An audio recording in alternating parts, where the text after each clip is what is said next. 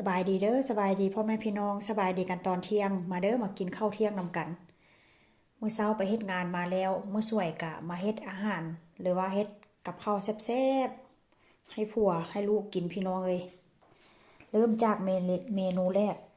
อันนี้เป็นสลัดเด้อพี่น้องสลัดรวมใส่มะเขือเทศนำแต่ว่ามะเขือเทศนี้ค่อนข้างจะเละแด่แต่ว่ากระแซ่บคือกันเด้อพี่น้องบ่เป็นหยังไข่ต้ม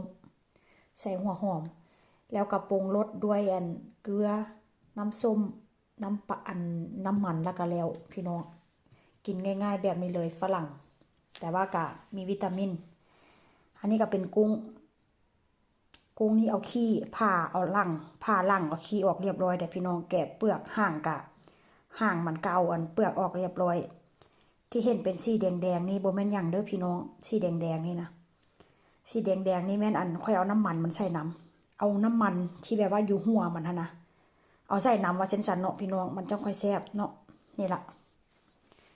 แล้วการนี้เป็นเมนูประจำบ้าน ทุกอาทิตย์ต้องได้กินพี่น้องเอ้ยขาดบ่ได้แท้ๆหมูปิ้งนี่ก็เป็นแบบว่าเนื้อหมูติดมันช่ำพี่น้องเอ้ยเห็นบ่เว้ามาแล้วก็อยากกินหมูกระทะเนาะถ้ากินหมูกระทะนี่ก็คือสิแซ่บพี่น้องเอ้ยมาเด้อมากินนำกันเด้ออันนี้มักใส่เกลือน้ำตาลคาโนซีอิ๊วขาว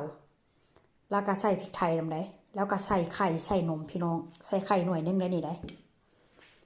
อันนี้ก็เป็นปลาหมึกนี่ก็ต้มสุกแดดจักหน่อยพี่น้องปลาหมึกนี่ก็ได้นวดมันบ่แม่นปลาหมึกแล้วนวดมันว่าเส้นซาพี่น้องเอ้ยนี่ล่ะหน้าตามื้อนี้กำลังมื้อที่ปิ้งใส่เตาแบบนี้เลยพี่น้องเตานี่ก็ค่อนข้างจะเก่าแล้วได้มึงไหมลูกสาวล้างนะค่อนข้างจะเก่าแล้วพี่น้องมาเด้อมากินนำกันเด้อเวลาปิ้งแล้วก็จิถ่ายขี่ลงคลิปให้เบิ่งมากินข้าวสวยนำกันพี่น้องเอ้ย